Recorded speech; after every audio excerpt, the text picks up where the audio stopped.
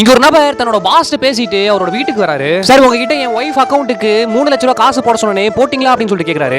அவரும் போட்டேன்னு சொல்லும்போது போனை கட் பண்ணிட்டு தன்னோட மனைவி கிட்ட உன்னோட அக்கௌண்ட்ல 3 லட்சம் ரூபாய் ஏறிடுச்சான்னு சொல்லிட்டு பார்க்க சொல்லும்போது அந்த மனைவியும் பார்த்துட்டு ஏறிடுச்சுங்கன்னு சொல்றாங்க. நீ ஐபோன் வாங்கணும், அது மட்டும் இல்லாம ஷாப்பிங் பண்ணணும்னு சொல்லிட்டு காசு கேட்டல, இந்த காசை வச்சுக்கோ அப்படின்னு சொல்லிட்டு மறு வார்த்தை பேசாம அந்த இடத்த விட்டு போயிடுறாருங்க. அண்ட் அதே நாள் நைட்டு ஒரு 3 மணிக்கு தண்ணி குடிக்கிறதுக்காக இந்த ஒரு அக்கா வெளியே வராங்க. அப்பயும் அவங்களோட கணவன் வேலை பார்த்துட்டு தாங்க இருக்காரு. எங்க ரொம்ப நேரம் ஆயிடுச்சு பாருங்க, வந்து தூங்குங்க அப்படின்னு சொல்லிட்டு அந்த அக்கா சொல்லும்போது இந்த ப்ராஜெக்ட்டை முடிச்சிட்டு தான் நான் தூங்குவேன், உனக்கு தூக்கம் வந்தா நீ போய் தூங்குன்னு சொல்லிட்டு மூஞ்சில அடிச்ச மாதிரி சொல்லிடுறாரு. அண்ட் அடுத்த நாள் காலையில வேலைக்கு கிளம்பி அந்தானே போகும்போது எங்க நான் கொஞ்ச நேரம் உங்கள்கிட்ட பேசணும் அப்படின்னு சொல்லிட்டு இந்த அக்கா சொல்றாங்க. ஆனா அவரு நான் வேலைக்கு போகணும்னு சொல்லிட்டு கிளம்புறாரு. இல்ல நீங்க இங்க இருக்கணும், நான் உங்கள்கிட்ட பேசி ஆகணும்னு சொல்லிட்டு இந்த ஒரு அக்கா கட்டாயப்படுத்துறாங்க. ஆனா அவரு அப்பயும் கிளம்ப தான் பாக்குறாரு. உன் மனசுல நீ என்ன நினைச்சிட்டு இருக்க, காலையில சீக்கிரமாவே வேலைக்கு போயிடுற, நைட்டு லேட் ஆனதுக்கு அப்புறம் தான் வீட்டுக்கு வர, வீட்டுக்கு வந்ததுக்கு அப்புறமும் லேப்டாப்பை திறந்து வச்சுட்டே தான் இருக்க, உனக்கு நம்ம கடைசியா சேர்ந்து உட்காந்து எப்ப பேசணும் அப்படிங்கறதாச்சும் ஞாபகம் இருக்கா, நீ ஏன் எனக்கு கொஞ்சம் கூட நேரம் ஒதுக்க மாட்டேங்கிறான் அப்படின்னு சொல்லிட்டு அந்த அக்கா ரொம்பவே கோவப்பட்டு கேக்குறாங்க. அப்போதான் அந்த அண்ணன் ஒரு மாசத்துக்கு முன்னாடி நடந்ததை சொல்றாரு. வேலையை முடிச்சிட்டு ரொம்பவே டயர்டா வீட்டுக்கு வந்ததுக்கு அப்புறம் உன்கிட்ட குடிக்கிறதுக்காக ஒரு கிளாஸ்ல வாட்டர் கேட்டேன், போனை பார்த்துட்டு நீயே எடுத்துக்கோன்னு சொன்ன,